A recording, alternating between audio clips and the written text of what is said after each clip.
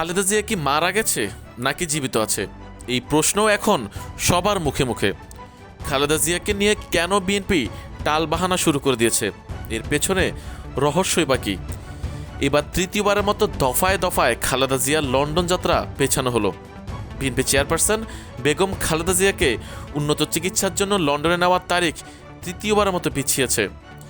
শুক্রবার সকালে বিএনপির পক্ষ থেকে সম্ভাব্য যাত্রার তারিখ হিসেবে ৭ ডিসেম্বর বলা হলেও রাতে জানানো হয় তা পরিবর্তন করে ৯ ডিসেম্বর করা হয়েছে। তবে এই তারিখও চূড়ান্ত নয়।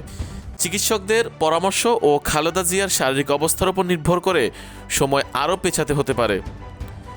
খালেদা জিয়ার চিকিৎসা সংশ্লিষ্ট একটি নির্ভরযোগ্য সূত্র জানায়, তার শারীরিক অবস্থায় বিশেষ উন্নতি না হওয়ায় যাত্রার পরিকল্পনা সাময়িকভাবে পিছিয়ে দেওয়া হয়েছে। সবশেষ প্রাপ্ত তথ্য, তার অবস্থায় উল্লেখযোগ্য কোনো পরিবর্তন নেই। কাতারের ব্যবস্থাপনায় যে এয়ার অ্যাম্বুলেন্স ভাড়া করা হয়েছে সেটিরও সময়সূচি নতুন করে নির্ধারণ করা হয়েছে। শুরুতে ৬ ডিসেম্বর ঢাকায় অবতরণ করার কথা থাকলেও নতুন সময়সূচি অনুযায়ী এয়ার অ্যাম্বুলেন্সটি ১০ ডিসেম্বর ঢাকায় নামবে।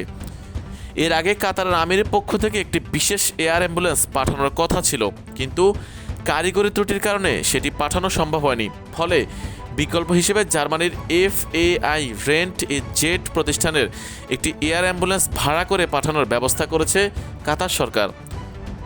উল্লেখ্য, গত ২৩ নভেম্বর থেকে বিএনপি চেয়ারপারসন বেগম খালেদা জিয়া রাজধানীর এভার কেয়ার হাসপাতালে ভর্তি আছেন। পরীক্ষা নিরীক্ষায় ফুসফুস ইনফেকশন ধরা পড়ায় তার অবস্থা সংকটময় বলে বিএনপির পক্ষ থেকে জানানো হয়। এরপর গত বৃহস্পতিবার থেকে বেগম খালেদা জিয়াকে ক্রিটিক্যাল কেয়ার ইউনিট CCUতে রেখে চিকিৎসকরা নিবিড়ভাবে পর্যবেক্ষণ করছেন।